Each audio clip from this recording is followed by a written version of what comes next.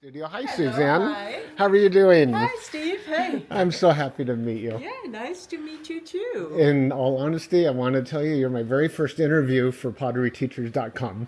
Great. Well, So you're my lucky one, right? They say the okay. first in many Asian countries they'll say All my right. lucky customer. The first customer is my lucky customer. Yeah. So you're Yeah. my lucky one. And Okay, great. so Suzanne, how long have you been doing pottery? Uh, well, I started ceramic school in 79 79. Wow. So you must have been like 2 years old. Yeah. That's a long time. Yeah. And yeah, so then I did the 4-year program in Switzerland, and then I went to the States and I worked in New York and San Francisco, and then came to Bali in '95. And I started teaching in San Francisco, and then I came here and Very taught good. some So you more. have a lot of experience. Yeah. And you're the real deal because you actually went to school for this. Yes, I did learn the whole thing. Yeah. So you understand all the chemistry and all of that. I am on the other side of the spectrum. I've learned everything myself. Yeah. Well, there's nothing wrong with that. Miscellaneous teachers. Nothing wrong with and that. I ruined a lot of pieces along the way. So Yeah. my experience has been through breaking stuff Yeah. and, Yeah, yeah, yeah, yeah. ruining things. Well, that Yeah. doesn't mean that I don't. Oh yeah, It's right. the same thing, but yeah, especially coming to Bali, I must say that I was kind of happy about my training. Like in Yes. general, I didn't think I needed half of it, but when I came here, I actually was kind of happy because I had to do everything myself, everything. Totally. You know, when I used to have a truck filled with tools to go do contracting type work, Yeah, I didn't use all my tools every day. yeah, I might only use one tool at a Right. particular Yeah. job or a few tools that Yeah. I walk in with. But Yeah. having a whole truck of tools, what you have, it sounds like, is incredible. Sometimes I got people who wanted to take a 3-hour class to then become a professional. Well, And- that could work if and- you do a 3-hour class and then practice for 2 years. Well, yeah, but then, in the beginning, I was all like, my professional pride took over, and I was like, well, who do you think you are? But then after a while, I thought, like, well, no, I don't know what they're going to do. I don't know if they're going to do, like, jewelry or something, and they just need to find out a little bit about the material and all that. And then, in the West, you can buy an electric kiln, and you press the button, and you go to sleep. I It's agree. not like not everybody needs to know everything. Not everybody needs to have a gas kiln and to fiddle with it for 10 hours. There are different ways of working these days. So I think that now I'm okay. If somebody wants to come for 3 hours, I actually don't do the 3-hour classes anymore. Now I just focus on people who are more interested in Right. learning. So 4-day courses are my norm. Do you have open studio? Well, of course you do. Open studio, yeah. I do have open studio. You're right, Yeah. right. Yeah. Well, that's where you really learn. I think a 3-day or 4-day course is beautiful for gathering information, but it's not very valuable unless you go apply it for. You still have to get the skills in your hands. Yes, but I think that most people they get to a plateau Yes, and then they don't go beyond it. Exactly. So those 4-hour classes they can be at any level. right. It's just that I will then work on whatever level the people are. So I think that we all need help sometimes. I mean, the open studio is great, but I also have seen that people, kind of get stuck on one level and then they need to learn something new. And sometimes with another person, it's great to have more than one teacher. I've heard it called standing on both legs. You need instruction, and you also need a lot of practice, and then you Yeah. reach that plateau. Yeah. And then you need to have a teacher to help you past that. Yeah. And your teacher might be the school of hard knocks, or it could be that you learn by destroying a $5,000 kiln. That could be your teacher too. But having somebody like you, I can see could be super valuable. So can you show me around a little bit? Yes, absolutely. So here we are. This is my kiln. It's Wow. It's a gas kiln, and as you see, it's fairly large. Did you buy this new? They made it right here. Oh, they built it for you right here. They So there are built it people, right here. there's somebody here in Bali that builds kilns. No, in Java. Oh, they come from They both. came with a truck I see. Java's full not of the far. material, and they Right? built Well, it very right good. here. You know, my first pottery teacher had a kiln about twice the size, but it looked a lot like it. And boy, I had to get underneath it and do all the adjustments as I was firing, and it took all pretty much all night long to get it adjusted. And one day I couldn't get it to work right because there was, like yours, no chimney, so it had no updraft. It has a chimney. Oh, it does have a chimney. Oh, I'm sorry, I didn't even notice that. Yeah. So that's good. So It's a downdraft. so it's a it goes downdraft down- and then it pulls up. Yeah, it goes down into a tunnel. Well, that's easier to use. I understand. See that down there is the tunnel, and then it goes up. You can't really see the tunnel, but But you could, it's okay, no. underneath it, and then it goes up, and there is Right. about a meter and a half more on top of the roof Right. of the chimney. Well, anyhow, what happened to me is I had an updraft and there was no chimney on it. So it was very difficult to get it just right, Yeah. to get yeah. it to reach cone 10, which I was using at the time.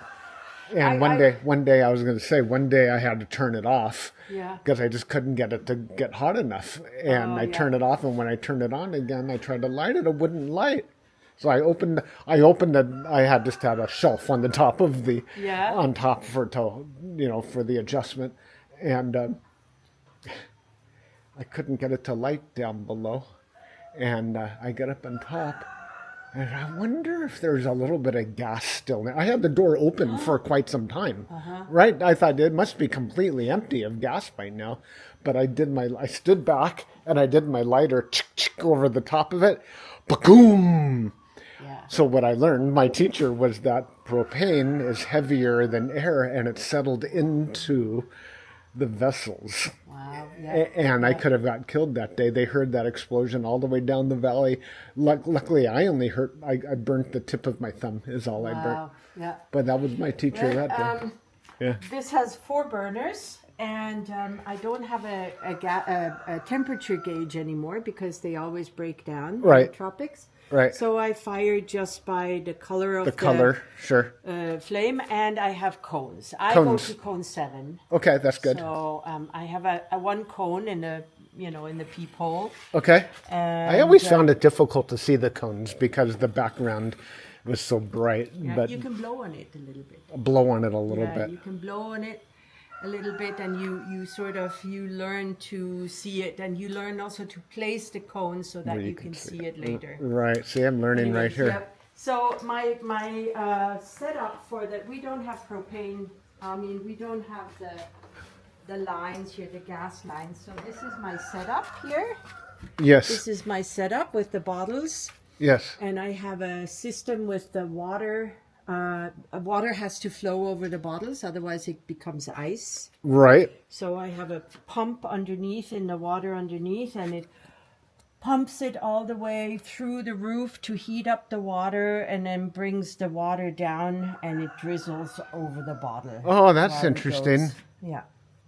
That's very interesting. I Yeah. didn't even know And about then that. at about 1,000 degrees, you need to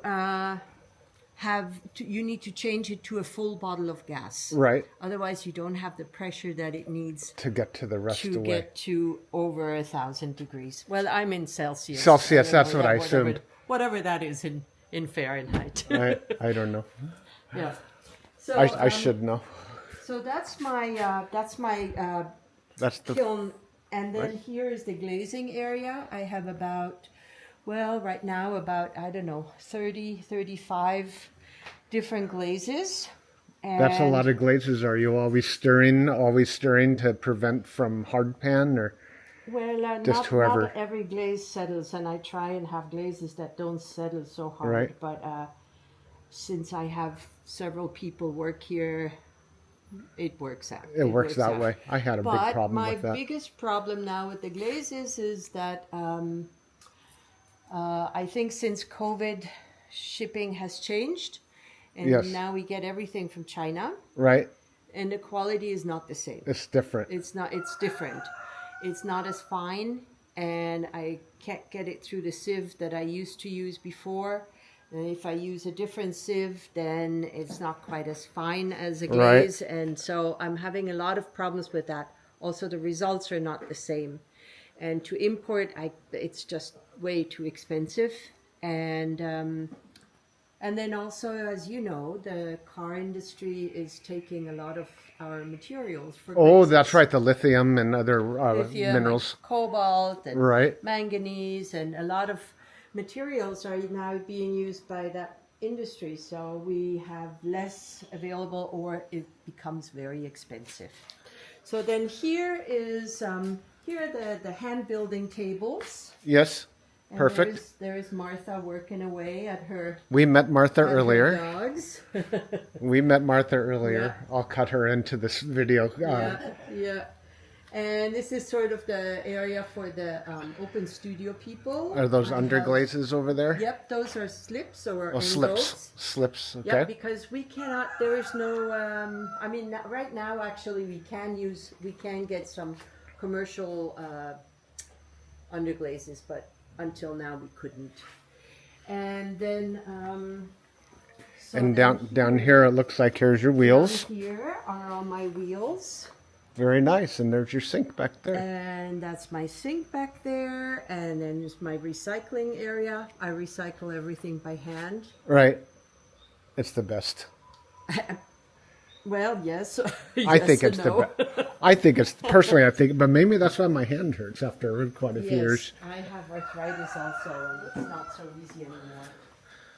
Wow, this is so beautiful here. So Yeah, this is well, you should see with the, all with wide the, open. With the shades open, it looks much nicer with them open. wow. So I am very lucky. And I've been here for 30 years. 30 years in this one location. Yep, in this one Wonderful. location. Oh, look at you with all the inlaid tiles. Yes. Nicely This done. is, I have a daughter, and she has a whole bunch of cousins in the village. And when she was little, they used to all come and, make these little things. And then I decided Beautiful. to make these posts. Yeah, so this is my view, and it's very nice to work like that. But I did turn the wheels around on purpose. So you just pull them out when it's time to use them. We use them like this. Oh yeah, no, that's how I would use them. Oh, you mean you? Well, so you can't Use- use that. You can't see the view.